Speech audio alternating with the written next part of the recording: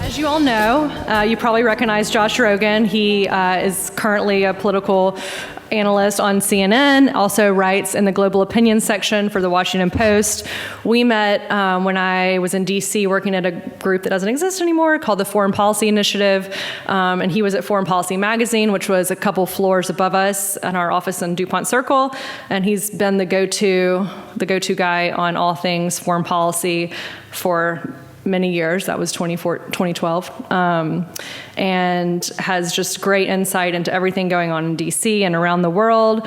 He previously covered foreign policy and national security for Bloomberg Views, Newsweek, The Daily Beast, like I mentioned, Foreign Policy Magazine, Congressional Quarterly, the Federal Computer Week magazine, and Japan's Asahi Shimbun newspaper. And we're super excited to have him here in Birmingham for his first time in Birmingham, not Alabama, but Birmingham, to talk to us about U.S.-China relations, and specifically his recently released book, Chaos Under Heaven, Trump, Xi, and the Battle for the 21st Century. Got the subtitle. And for those of you who haven't read it, I highly encourage you do so. And for those of you that have and have your book with you, you can get it signed afterwards. But anyway, please join me in welcoming Josh, and we will have questions, Q&A section after this, so keep a mental list of everything you want to ask Josh, but please join me in welcoming Josh Rogin to Birmingham. Good? Okay. Bring the mic down. Okay, thank you. Thank you so much, Callie. We miss you in DC, but I'm so thrilled to see that you're doing such good work here in Birmingham. Thank you all for spending your valuable time with me here tonight. I'm humbled by it. I really appreciate it. This is, as Callie said, this is not only my first time in Birmingham, this is my first live, in-person, human being book event, and I'm really happy about it. I'm really honored. And after so many Zooms and podcasts and radio interviews, please forgive me if I seem a little bit awkward, because I'm not used to talking about my book with my pants on. It's true. But we'll give it a go. We'll see what happens, And thanks to the museum, I got a tour of the Asian art section here. It's really world class. It's really amazing. I didn't get to see it all, but I got to see enough to know that I have to come back. And as someone who is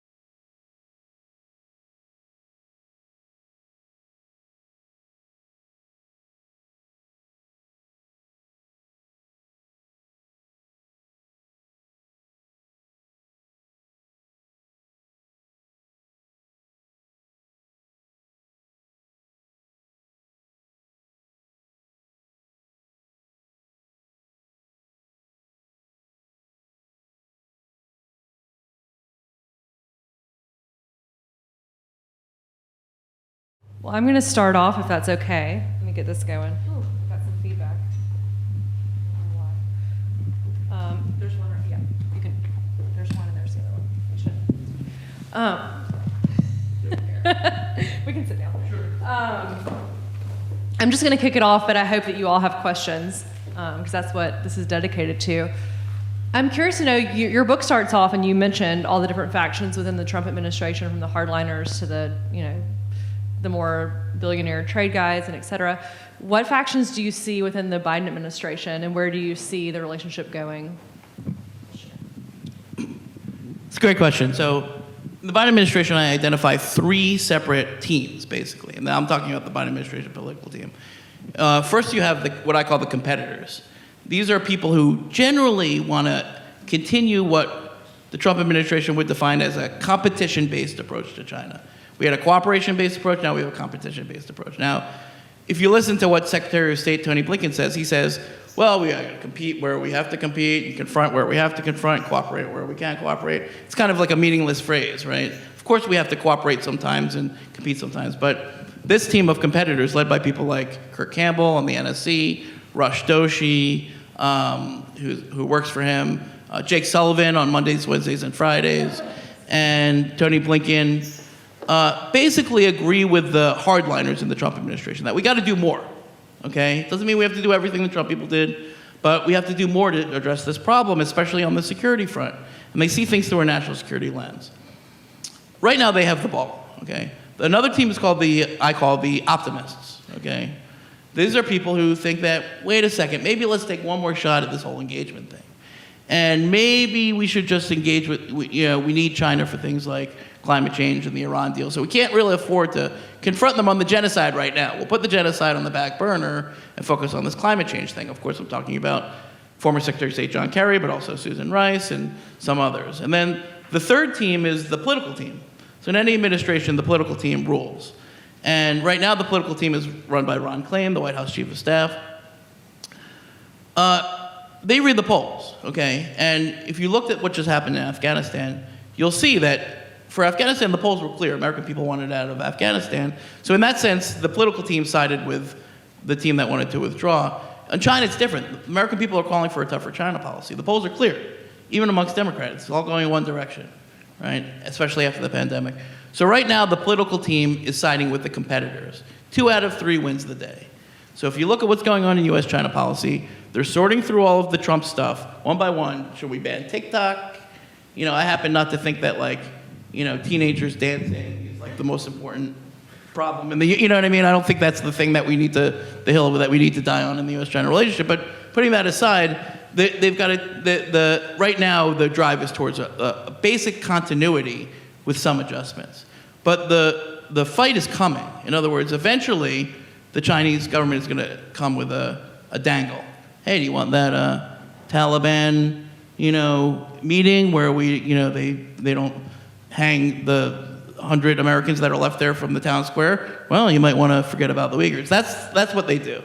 What they did to John Kerry last week was they said, well, how can you sanction our solar panels and tell us we need to do more on climate change? Isn't that a contradiction? That's what they told John Kerry. Now, what I say is that, well, if you don't want us to sanction your solar panels, maybe you should stop making them with Uyghur slaves, and that if you're going to use forced labor, we're going to have to sanction your solar panels. It doesn't matter. But anyway, that's the tension. That's a really good example of the tension. So right now, the competitors and the political team are aligned. But you can imagine a situation coming up pretty soon when President Biden has a climate change conference coming up in England, next 2 months or whatever, where he's going to be like, okay, Kerry, what do you got? And he's like, listen, we're going to have to turn a blind eye to these forced labor solar panels if you want to meet your climate change goals. And you could imagine a situation where Biden's like, okay, you're right. So I think the fight's yet to come. And institutionally, the fights are the same. In other words, the Treasury Department is always pro-business, pro-Wall Street. The State Department is very clientelist. They really have good relationships with their Chinese counterparts, so they're tending to value those relationships. But I'm here to tell you, if you're dealing with a Chinese foreign ministry official, you're wasting your time, because obviously what's happening inside the Chinese system is that the ministries don't matter. It's the party that matters. The party's in control of everything. So if you're going to go talk to ministry, deputy minister, whoever, they're going to tell you whatever you want to hear, and you're going to come back thinking the wrong thing. Institutionally, that's where the State Department is. And then you have, the law enforcement people, the FBI, the intelligence guys, most of them anyway, who are like, wait a second, we've got a real problem here. So institutionally, the fights remain the same. At the top, I think it's a little different, but I don't think the fight's been had yet. So we're watching it carefully. Could you also, I think in your book, I don't know if it was in your book or in a podcast I listened to, where you talk about the Antony Blinken meeting in Alaska, right? Yeah. I think that's interesting to just kind of talk about the deflection and the way that the CCP deals with our own internal issues in the U.S. Right. Can you just kind of share that story? I think it's interesting for the audience to hear. Sure. So, when the Biden administration came in, they gave the Chinese leadership the Heisman. They're like, they didn't want to deal with them. They first wanted to repair alliances, which makes sense when you think about it. But eventually they had to meet with the Chinese, so they didn't want to go to China. The Chinese didn't want to come here, so they settled on Alaska as a compromise. And they got there, and guess who was at the meeting? The same guy, Yang Jiechi, the guy I just told you about. The guy who met with John Kerry before the election, the guy who met with Jared Kushner, it's the same guy. And he yelled at them. You might have seen it on TV. And what did he yell about? He yelled about Black Lives Matter. He said, don't tell us about the Uyghurs while you guys have Black Lives Matter protests in your cities. You guys are hypocrites. And, first of all, I think we just need to say that they're not equivalent. We have problems in our country, right? What Tony Blinken said is that, the difference between democracies and autocracies is that you saw it on TV. We're telling you, we're not hiding it, and we're trying to improve, and et cetera. And that's we're an ever evolving society, and we're working on it, But at least we didn't hide it. And what I say is also we didn't build concentration camps, which is not the same. It's a false equivalence. But what's important is what you mentioned is why are they doing that? Why are they screaming about Black Lives Matter in Alaska? Well, it's because they're trying to inflame the tensions inside of our own society. They're trying to mess with our minds. They're trying to take the divisions that already exist and throw salt into those wounds. And that's partially to deflect, but it's also partially to inflame. And this sort of gets to something that I think is important to mention, which I didn't mention earlier, which is like sort of how the Chinese Communist Party views our society. Right? What are the sources of its conduct? What's its theory of the case? We talk a lot about what we see, but we don't talk about why we see it. And my intelligence friends, they have this saying. They always say the Chinese have a foolproof encryption system. They put things in their own language. Then none of us ever read it, right? So what I did in the course of writing the book is I hired some Chinese language experts to translate the documents that they were putting out in their own language to their own people. And it becomes very obvious from what they say and what they write, and what Xi Jinping has said when he writes, that they see our system, our values, things like free press, democratic elections, civil society, international organizations, rule of law, human rights. They see these as not only, scams that we're perpetrating in order to attack China, but as existential threats to their governance. It's not that they don't agree with us on human rights. They think our entire human rights push is a threat to their existence. And by they, I mean the party. Not China, not the Chinese people, the party. And that's what they wrote. That's what they said. So if you think about that, it only tells you one thing, is that actually their engagement with us in multilateral organizations, on things like human rights, on things like, even to extent climate change, is not what we thought it was. They're not engaging in good faith. They're using our engagement against us. They're weaponizing it against us. And the goal, from what we can tell from the documents, is not that the Chinese Communist Party should rule the world. It's not quite that way. It seems to be that they want to shape the world, to make it safe for them, to make it safe for autocracy and repression and all the things that they want. In other words, to neuter our system so that they can do whatever they want. There's nothing we can do about it. And if you think about it that way, based on what they say and what they do, well, then it leads you to a bunch of different outcomes. And I think that the problem with the Biden administration is they're still dealing with the Chinese Communist Party as it was in 2015 or even 2002 or even 1984 or what have you, when I think there was a lot of robust debate inside the Chinese system about where it was going. There's no debate now.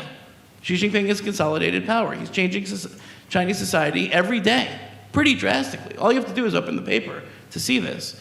And we haven't reacted to that. And I think that's the big disconnect. I think that's where we're failing to see what's really going on in front of our eyes, and that's really hurting our response. Okay, here's my last question before I open it up. I would just be curious to hear what you have to say about what has recently happened and what is happening in Afghanistan, and how the CCP and Xi Jinping are and can use that against our, way of life and our system, our Western system, and also maybe how you see the Chinese party dealing with Afghanistan and other failed states, essentially. Sure. I think it's important to remember that not everything in our foreign policy is about China. At the same time, the competition between the U.S. and China, or really what I call the competition between free and open societies in China, takes place all over the world. It takes place on every continent. And if you just look at Afghanistan, we didn't make that decision as a country or as a society based on China, right? Yet it has huge implications for the U.S.-China relationship. Let me just tick off a few off the top of my head. We threw our allies under the bus. So I was in London this week talking to officials. I mean, they're not huge fans of the war in Afghanistan, but they were like, oh, you screwed us over too. We can't trust you. You left us high and dry. You didn't consult us. You left our people to die. Why should we trust you on this China thing when we couldn't trust you on this Afghanistan thing? That's what they told me. I'm not making that up. That's what they told me. Number two, now China is going to fill the vacuum. All right? We leave a vacuum. It gets filled by bad actors. Is that worth the blood and treasure? Okay, we can have that debate. But the fact is that China is now the most influential player with the Taliban. So if we want to, as I alluded to before, if we want to get our people out, we're going to have to be nice to Beijing. What are they going to want for that? They're going to want something. They're not going to do that for nothing. Number three, the rare earth minerals and all the other stuff. It's really hard to extract minerals from Afghanistan if you care about things like slave labor and human rights and, getting people killed. But the Chinese Communist Party doesn't care about any of that. And they're friends with the Taliban, right? So they're going to go in, take all the minerals. Yeah, some people might get killed. There'll be bad working conditions. They don't care. They're going to do it for pennies on the dollar, and they're going to increase their control of things that we need, things that are strategically important. Lithium, right? It's the lithium that if you want to build the electric vehicles that Biden wants to build, what's he going to have to do? He's going to have to go begging to the Taliban and the Chinese. Is that a good enough reason to stay in Afghanistan? Probably not, but I'm just saying, you want to know the effects, that's one of them. How about the entire theory of Biden's foreign policy, which is that we're in a struggle between democracies and autocracies? That's what he campaigned on, right? People talk about the DC blob. Okay, I get it, right? DC can be an echo chamber. It's a chattering class. Like, people don't really relate to what's going on, and they get caught up in their own narratives. But what Biden told us, and what the blob believed, what people in DC believed, was that he was going to lead a resurgence of democracies and freedom-loving countries against the rise of autocracies. Well, how's that working out? It's not the strong democracies that need the help. I get it. Afghanistan government was problematic. They were corrupt. They didn't do the right thing. That's a weak democracy. But guess what? The weak democracies are the ones that you need to help, not the strong ones. We don't need to, shore up the French democracy. They'll probably be fine. So we just lost one. It's not the only one. We lost Myanmar, gone. Tunisia, gone. Nicaragua, gone. That's 4 off the top. I'm probably missing a few. So how can you have a policy of, proving that democracy works while democracies are falling all around you? Now, of course, to prove democracy works, we have to shore up our own democracy. We have to address our own inequities. We have to fix our own economy. We have to stop trade wars with our allies. There are a lot of things that we have to do to make our argument better, to go around to the world to say to all these countries, no, it's actually better to have free markets and rule of law and human rights. Because the alternate offer, and I didn't really talk about this before, is what China's offering, which is, hey, actually autocracy is better. And you want an autocracy? I can sell you a package. Here you go. I got you the cameras, and the cyber spying stuff, and the Huawei, and by the way, I'll protect you at the UN. Oh, and I'll give a bunch of money to you and your uncle, and I'll buy your house for 4 times the value, and I'll build you a soccer stadium, and and it's gonna be beautiful. All you have to do is, institute this cruel autocracy on all your people for as far as the eye can see. And a lot of dictators will take a look at it. They'll say, okay, great. So, I think what Afghanistan shows is that we can preach about things that we believe in, but if we don't put our money where our mouth is, then no one's going to sign up to that. Again, does that justify the failed policies of Afghanistan? No, that's not what I'm saying. I'm just saying that those actions had consequences. When we put troops in Afghanistan, that had good and bad results. Well, there are consequences to inaction too, and there are consequences both to retreat and how we do it. And China's going to reap the benefits from that for sure. All right, who has questions? Okay, we'll start over here. Oh, we have microphones. Give us 1 second.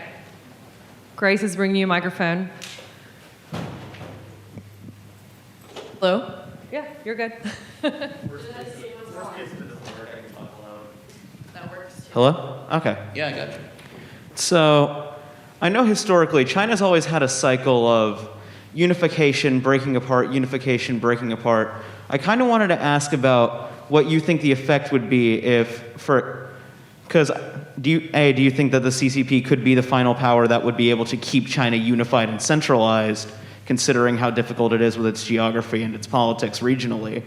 But also, what effect do you think that it would have on U.S.-China relations should the Beijing government actually break? Got it. It's a good question. So on your first part, we've never seen a Chinese government that had this much power, this much money, and this much control. Okay? There is no precedent, really, in human history. They are the most powerful organization in the world. Donald Trump often remarked in private meetings how he wished he had as much power as Xi Jinping. He couldn't control his own Congress. He couldn't control his own economy. He couldn't jail the people he wanted to jail. He was jealous of Xi Jinping. When Donald Trump went to Beijing in November 2017, he said to Xi, he's like, "You're the king." And Xi Jinping's like, "No, I'm not the king, I'm the president." He's like, "No. You're going to be there for life. You do everything well. You're the king." He wasn't criticizing him. He was praising him. And Xi was like, "Oh, yeah, I guess I am the king." So I don't, in the long run, we're all dead, right? I don't know what's going to happen 300 years from now, but I think people who predict the collapse of the Chinese Communist Party in the near to midterm, meaning the next 10 to 30 years, are not reading the tea leaves correctly. I think they're more powerful and more controlled than they've ever been. And when you look at talking about breaking up, well, I think it's very clear, again, if we listen to what they say and read what they write in their own language, it's very clear what their strategy is, right? They took a look at the Soviet Union, which broke up because they didn't have enough, for all those reasons. They didn't have enough money. They didn't have enough capital. They yielded to the pressure. And they say, that's not going to happen to us. And the way that they came up with in their power-hungry minds to avoid that is to Sino-size all of those other regions. Why are they not just putting Uyghurs in camps, but destroying their culture?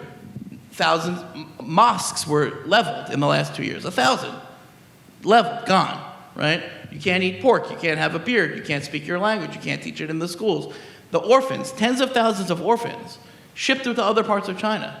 They're trying to destroy their identity, their nationality. They're trying to Sinicize them. I'm not making this up. This is what they said. This is what Xi Jinping said when he went to Xinjiang in 2014. Everyone's got to get with the program. Okay? They're doing the same thing in Tibet, and now they're starting to do it in Inner Mongolia. I mean, there's 57 minority groups in China. It's just a matter of time before they all get under the thumb if they're not already. So that's their strategy. Okay? Now, what I say is that, well, that strategy is genocide. Under the legal... People quibble about the legal definition of genocide. The legal definition says two things. It says to destroy a group in whole or in part. To intend to destroy a group or in whole or in part. So there's two parts of that. To destroy the group, right? Killing a lot of people, forced sterilization, forced abortions, all of that. Really dark stuff. And the intent, right? What's their intent? And so a lot of people in America will say, oh, well, we don't know what their intent is. Maybe they're just destroying people for the fun. We know their intent because they wrote it and they said it. And their intent is to Sinicize people. Now, will it work? I think that depends on what happens between now and then, but I think there's a shrinking window of time to stop it. And I think that the international community is failing to stop it. And absent any pushback, it will work. But, how long can they commit genocide before somebody's like, wait a second, that's not, what was the second part of your question? I'm sorry, I forgot. No, I was just also asking whether, what effect do you think that in that worst case scenario in the midterm, should the Beijing government actually break under the pressure Oh, of gotcha. minorities, So what effect would that have on U.S. relations with them? to be completely transparent, I'm not an expert on internal Chinese politics because, in some sense, I think it's unknowable. I think it's such a black box at this point that we really can't be sure. But what I see from the evidence and what what the documents translated by my researchers lay out pretty clearly is that what's happened is that the party, it's factional. I think of it like a mafia family. You guys watch The Sopranos, right? It's a big extortion racket. Basically what they do is they go around to countries and companies all over the world. They're like, oh, nice country got there. It'd be a shame if something happened to it. And then they distribute power amongst the factions. And Xi Jinping is the head of the top faction, right? He's the Don, right? And you've seen The Sopranos, right? In the end, they're nasty to each other. They hate each other. There's a huge purge going on. They're constantly purging themselves. Remember, at the end of I don't want to, anybody didn't see the end of Sopranos? Cover your ears. In the last couple episodes, Tony kills Chrissy. He strangles him, right? That's how they are. They're ruthless murderers at the top, okay? And crooks and criminals. It operates like a cartel. And so what's going to happen, I think Xi Jinping, he's in his prime now. He's in the third term. He's headed to a fourth term. He just changed education, online gaming. They took all of what was the rule today? They took the most famous actress and disappeared her from the internet. They banned they're cracking down on LGBT. They're cracking down on anything, okay, that doesn't fit Xi Jinping thought, okay? And what I see from people who are able to talk from the inside is that you have the Xi Jinping faction and the security state. This is the Ministry of State Security, which is like the real murderers, it's like I don't know, you want to call it a deep state? It's the deep state in China. They've merged together into a super faction, and there are no rivals. So that super faction is not going to collapse. They're fine. What could happen, and I think what eventually will happen, is that Xi Jinping will die. And what happens then is really troubling to think about because it's not like Thomas Jefferson is going to, stand up and be like, okay, everything's fine now. At that point, what you're going to have is the people in that super faction of the MSS and the Xi people fighting for control. And the nastiest, brutalist people are probably going to win. So it could actually get much worse. So I think what I fear, what a lot of people inside the intelligence community that I talk to fear is not that it's going to collapse and you're going to have some sort of, chaos in China, is that Xi Jinping's going to die for whatever reason eventually, and somebody worse is going to follow him. And then what are we going to do? Let's do Henry, and then let's go 1, 2, 3, and I got you 2. So Anjali, are you good? Is there a green light on? That's okay. I got it. No, girl, it's good. Yeah. Thank you. I've got sort of a two-part question, but they're interrelated. You commented at the outset on the telephone call from Taiwan to Trump. What is your view, based on our recent history of failure in Afghanistan, if indeed the CPP wants to test our mettle in Taiwan?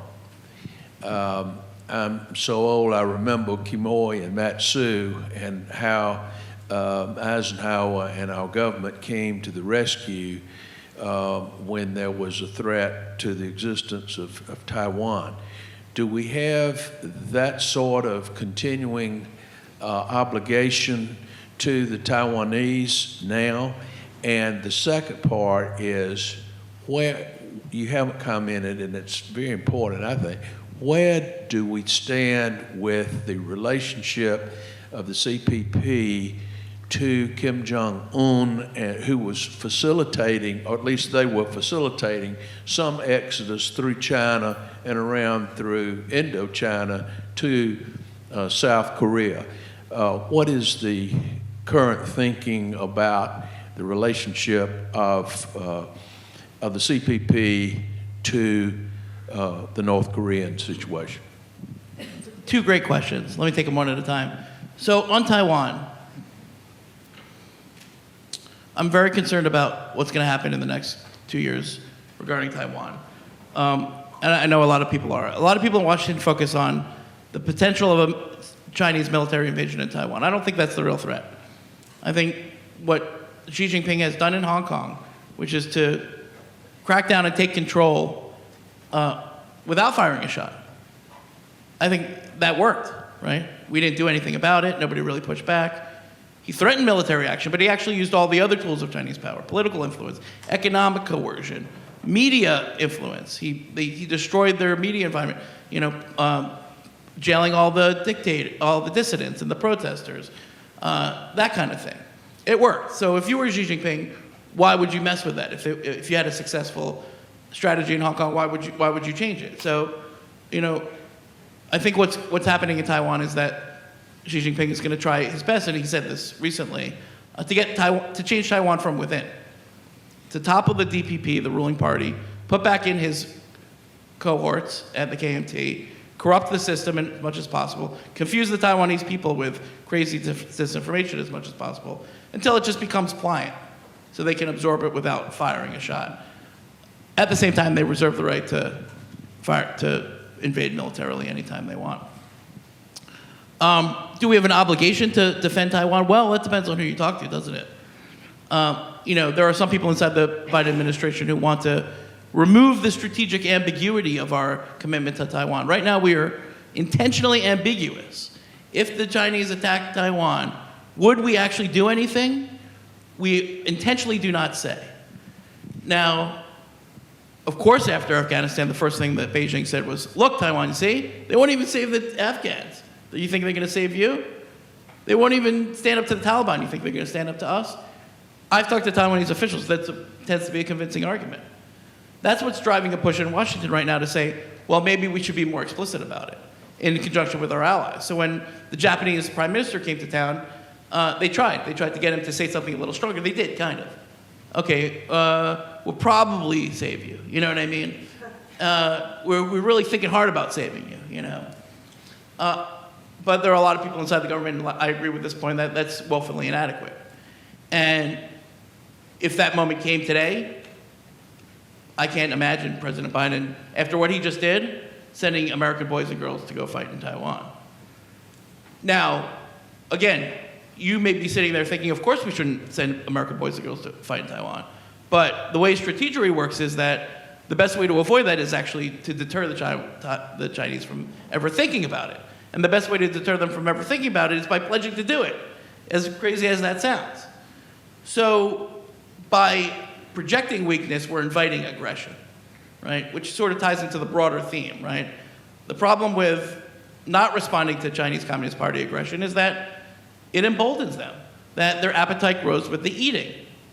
That history has shown us, inevitably, when you're dealing with a totalitarian dictatorship that's intent on expanding, they will expand until confronted, until someone pushes back. We should have learned that in the 20th century. We seem not to have learned that. So I'm very concerned because I think our deterrence is eroding and eroded, and efforts inside the government to restore that deterrence are failing, and the Taiwanese know it. So I think that's why the situation is becoming more dangerous. Now, of course, there's an escalation ladder. People, if you're too aggressive, then they respond, and then they're too aggressive, and then we just get more and more aggressive until we get into a war. Yeah, we got to worry about that too. I'm not saying we have to do everything. I'm not saying we don't have to be careful. We can't be just hit go on everything related to China and expect them not to react. But at the same time, if we're not standing up for Taiwan, eventually, yeah, they'll find a way to, by hook or by crook, to subject that country. And it's a beautiful country and a beautiful democracy. for anyone who's been there, they don't want to be part of the Chinese government. They don't want to be part of the PRC. So if they are going to become part of the PRC, it's going to be unwilling. It's going to be ugly. North Korea is a really interesting one because this is kind of crazy. You know, as part of that Donald Trump Xi Jinping bromance, you know, what Donald Trump was always asking Xi Jinping for was help on North Korea. Okay? Always. Many, many times in phone calls. They wrote letters to each other about it. They talked about it in their meetings. Remember when they went to Mar-a-Lago and they had the biggest piece of chocolate cake, most beautiful piece of chocolate cake you ever saw, according to Trump? That's what Trump wanted. He's like, Xi Jinping, why don't you help me on North Korea? And what Xi Jinping would say every single time, without fail, is that, sure, I'll help you if you cut me a deal on trade. And what Donald Trump was like, oh, well, I care about trade, but yeah, that sounds good. And so he would cut him a concession on the trade. It's like the hamburger. You know, it's like, give me a hamburger today, I'll pay you Tuesday. And so Xi Jinping would be like, oh, I'll pay you Tuesday on the North Korea stuff if you give me a trade concession today. And Donald Trump would, another good example, analogy is Lucy in the football, right? Donald Trump's Charlie Brown, and boom, every single time. And he did it like 6 or 7 times. So what happened was Donald Trump actually gave Xi Jinping an incentive to never solve the North Korean problem because he could dangle it over him and use it for years and years and years, exactly what he did. So when the Biden people came in, they're like, oh, we're not going to fall for that again. And the Biden people are very pragmatic, right, which is a good and bad thing, because they look at the North Korean problem, they're like, we can't solve that. You know what I mean? That's not going to work. So they're ignoring it. Now, that's problematic for another reason, is because the North Korean threat is gaining apace. So you really don't want to ignore it. But putting that aside, their determination was to make sure that the North Korean issue that China didn't become a part of the North Korea issue. If you want to make North Korea part of the China issue, fine, but you don't want to sacrifice your China policy to your North Korea policy. So they've taken the opposite approach. They don't care about North Korea at all. You know, they haven't done a thing, not one thing. So I'm not worried about the China and North Korea relationship because there's nothing going on in the North Korea relationship, except for the fact that they're building missiles and nuclear weapons. And eventually, North Korea will demand attention. Eventually, if we ignore it, just like the China challenge, it'll come back to bite us in the ass. And at that moment, the Biden people will only have one option. Hey, China, what can you do for us? So I think that's a problem that we're avoiding. And like many parts of the China challenge, it has no clear solution. But the more you do to think about it, to address it, and try to come up with solutions, the better. And, you know, hope is not a strategy. So I think we had a question here, and then Tim. Let's do these two, and then in the back. So you still have a question? Yes. Can you bring in the microphone, please? Or you can yell. Either one. Do that. So, thank you. I read your book, Thank you.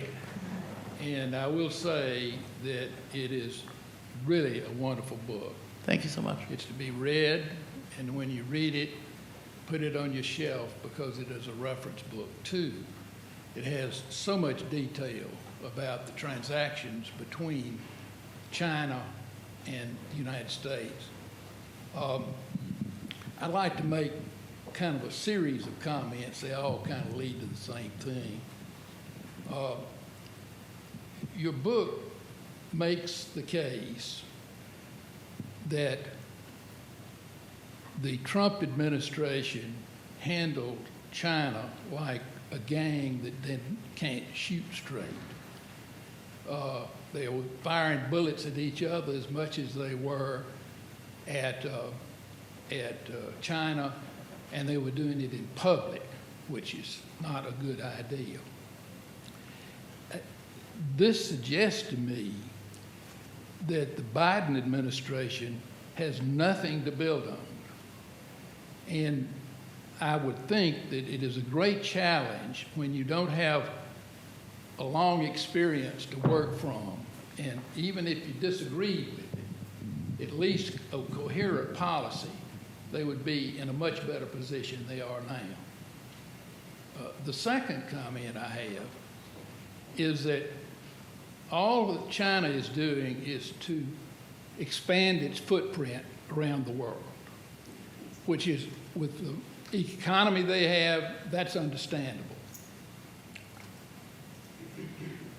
But we, at the same time, have been taking actions in many spheres where we are retracting our footprint.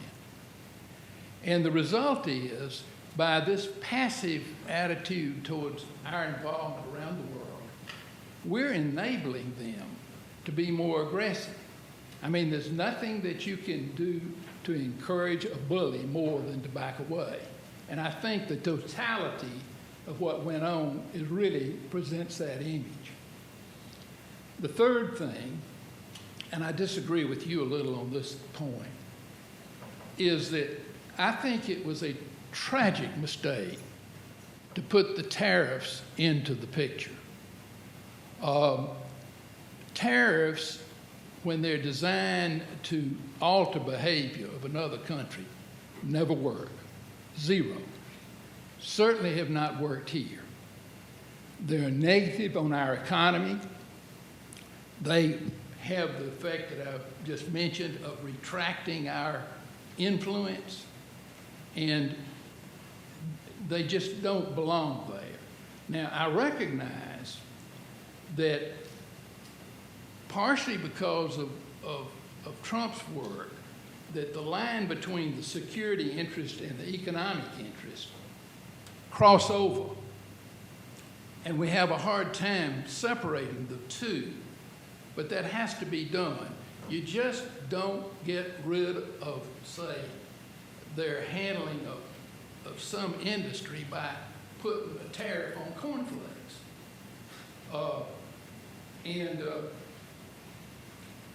Then the last point I'd like to make is that I don't think the media has done a really good job of bringing up the issues of the tariffs in the context of this situation. When Trump goes to some place, talks about some factory that he's allegedly saved some jobs, there are consequences to that action. And for some reason, the media has shied away from it. Thank God for George Will. But anyhow, I know you said that you thought maybe some tariffs should be remained, and I would say I respectfully disagree as to those. The museum is about to kick us out, so with that caveat, very quick answer, and then if you have a very quick question, if you have a very quick question, let's just do a speed round. So why don't y'all ask your questions really like 5? Yeah, okay, 5-second question and then 5-second question. All right, I'm gonna talk faster. And thank you guys for staying. The fact that this has gone over just shows how much genuine interest there is in this issue. I really appreciate it. So on American retrenchment leaving a vacuum for bad actors, yeah, I agree with you on that. Let me say this about tariffs. Now, what you've said about the economic effect of tariffs, I think is on the face true. But what I wrote in the book, and I think you alluded to a little bit, is that for the national security people in the Trump administration, it was never about the economics. In other words, they never once believed that the tariffs were going to get the Chinese government to change its behavior. They didn't ever believe the Chinese government was going to change its behavior. They believed that the whole idea that you were going to pressure China to stop doing all this crazy economic aggression was nuts. And they thought that Trump was a fool to try. These were his own people. Now, the way they structured the tariffs, the ones that the national security people had a chance to influence, was in recognition of that. In other words, did the tariffs work depends on what you wanted them to do. If you wanted them, like we were told, all of us were told, this is to make the Chinese government change its decision-making, then yes, it's a failure. And that the pain that they cause, which is unavoidable, undeniable actually, is waste, right? But if you're the national security people, what you thought is, no, the tariffs are not meant to change their behavior. It's meant to give them pain. and to slow down their machine, to throw sand into their technology machine especially, to give us a chance to catch up. Because the theory from the national security side was, we've got a window, maybe it's 5, maybe it's 10 years tops, before their technology so dominates ours that we can never recover. If they build the best 5G and the best 6G, and we're not building either one of those, then we're screwed. So if you're just looking at it from the business perspective, yes, your argument is correct.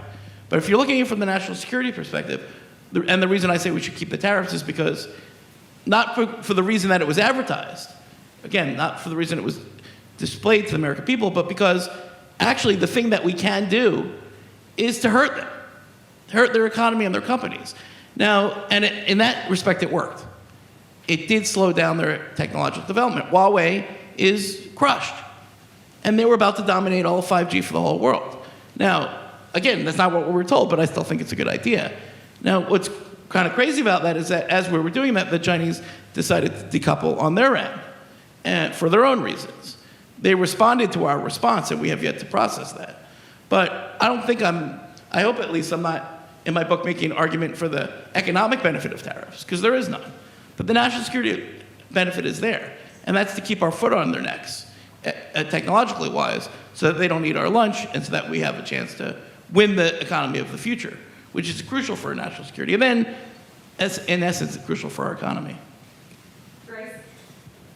I appreciate your speech in talking tonight. Just had a quick question.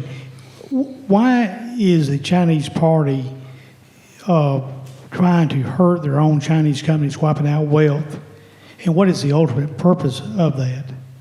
Say that again? Why is the Chinese party trying to affect and hurt their own Chinese companies through these regulations and the impact, Got it. including Bitcoin, eliminating Bitcoin mining companies? Got it. Okay, so there are a number of reasons. Some are domestic. If you ask Chinese parents, do they want their kids playing video games for 10 hours a day, they'll say no, right? So the Chinese Communist Party limiting video games to 1 hour a day, which seems weird because we could never do that here, that might be popular there. That might be responding to something that the Chinese people want. At the same time, it's really all about control. So the party controls everything. First, they stamp out power wherever they see it. Jack Ma got punished not because his company was successful, because he spoke out, right? The tech companies are gathering data. No, that's the party wants the data. That's not your data, that's our data. So any entity in the Chinese society that gets too powerful will get crushed. And then by rewriting how kids are allowed to study and what they're allowed to do online and what movies you're allowed to make and what you're allowed to sing and what kind of effeminate males are allowed to be on TV, all of that stuff is social control. And the goal of that is the party's survival and its expansion of power. Not, and is that mixed, of course, with interest in making China a stronger society to rebuff foreign interference and to improve the economy? Sure. There could be two motivations. I'm not saying the Chinese Communist Party is 100% bad. I'm saying that the way that they're going about their actions include things that are terrible. And that applies to the genocide against their own people and their aggression against us. And that for us, the first thing to do is to address the Chinese Communist Party's actions where it affects us. In our country, in our society, in our sports, in our markets, in our tech companies, in our schools, and in our politics. So I'm less concerned about them controlling their own people, although when they commit a genocide to do it, I'll never shut up about that. But the goal is to make the world safe for a system where the Chinese Communist Party can do whatever it wants. And if that includes expanding their repression to us, well, then that's the thing we can't stand for. Okay. Very last one. Last question. Yeah. Right? So, quick question. Yeah. So, with the benefit of hindsight, do you think giving China the MFN status back then was a bad idea? And was all this inevitable? I mean, I know we can't say that about the COVID-19 pandemic, but was this waiting to happen? Right. That's a good question, a good place to end on. Because it gets back to the core issue here, which is that 40-year bet that we lost, that engaging China was the right thing to do. Should we never have made that bet? Well, there are some people who at that time said it was the wrong thing to do, including Nancy Pelosi and Chuck Schumer, by the way, that we should never have let them into our system unless they were actually playing by the rules. There are some people who say that's still the best bet now. That the only thing we can do now, the only responsible thing to do now, is to continue engaging. That bet was made at a time when most of the people I know, most of the people, let's say 45 and under, that are working on this, weren't in government. We weren't around. We have no allegiance to that bet. And so for the older generation of China scholars, and government people really, any Washington guy you see who's, let's say, 45 or older, and I did that deliberately because I'm 42. So for that whole generation, the question of who lost China, right? How did we get here? That consumes their soul. And it leads them to defend whatever position they took in 1999. And if they were for it, then they were right at that time. If they were against it, they were right at that time. But for the younger generation of China scholars, and again, not that young because I'm 42, it doesn't matter because we weren't there. And we don't care if that bet was right or wrong. We're looking at China for what it is today, not for what we want it to be, not for what the older generation says it should be, just for what it is. And then once you realize that that's the only important thing, then the only thing that matters is, okay, what do we do now? And so